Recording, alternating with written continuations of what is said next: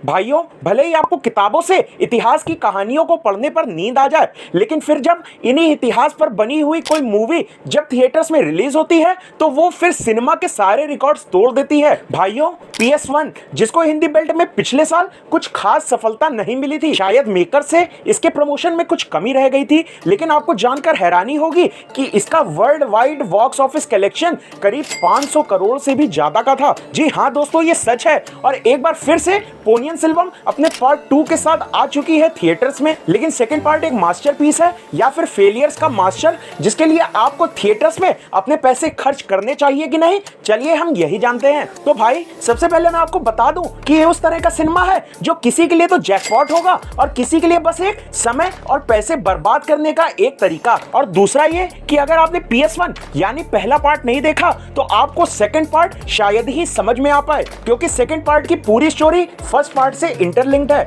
और गाइस, जैसा कि आपको पता है कि यह कहानी है चोल साम्राज्य की, जो कि है खतरे में, क्योंकि साम्राज्य पर हमला करने के लिए तैयार हैं कई सारे शत्रु। और अब ये राजा का सबसे बड़ा दायित्व है कि वो आम जनता की रक्षा करे, चाहे फिर उसको अपने प्राणों की आहुति ही क्यों ना देनी पड़े। और राजा साहब के साथ भी एक लव एंगल स्टोरी के साथ साथ आगे बढ़ता है। और गाइस, इस मूवी में जितने भी कैरेक्टर्स हैं वो अपने आप को दुनिया के सामने कुछ और दिखाते हैं और वो अंदर से कुछ और ही हैं। और भाई, आपको इस मूवी में थ्रिल, ट्विस्ट और सस्पेंस बिल्कुल थोक के भाव मिलने वाला है। और गैस, जैसे पिछली बार PS1 को लोग बाहुबली के साथ कंपेयर कर रहे थे, वैसा ही कुछ इस बार भी इस मूवी के साथ हो रहा है। तो दोस्तों, मैं आपको बता दूं कि सेकंड पार्ट फर्स्ट पार्ट से कई मायनों में काफी अच्छा है। और अगर आप इसे बाहुबली के साथ कंपेयर करो तो मैं आपको बता दूं कि बाहुबली एक मास फिल्म थी, वहीं ये एक हिस्टोरिकल मूवी है जो कि सच्चे इंसिडेंट्स पर आधारित है। और वहीं बाहुबली में स्टोरी से ज्यादा इंपॉर्टेंट था कि स्टोरी को कैसे प्रेजेंट किया जाता है।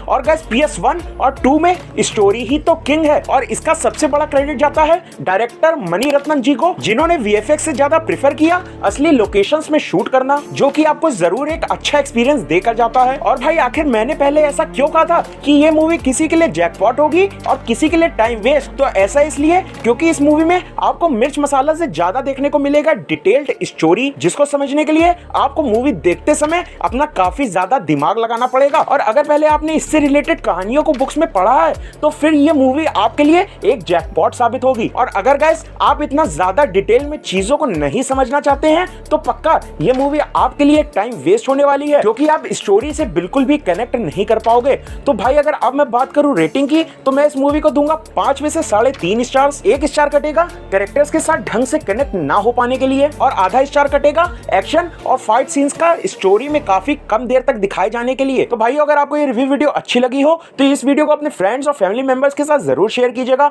और अगर आपके मन में कोई भी सजेशन या फिर शिकायत हो तो हमें नीचे कमेंट करके जरूर बताएं। मिलता हूं आपसे नेक्स्ट वीडियो में, तब तक के लिए जय हिंद।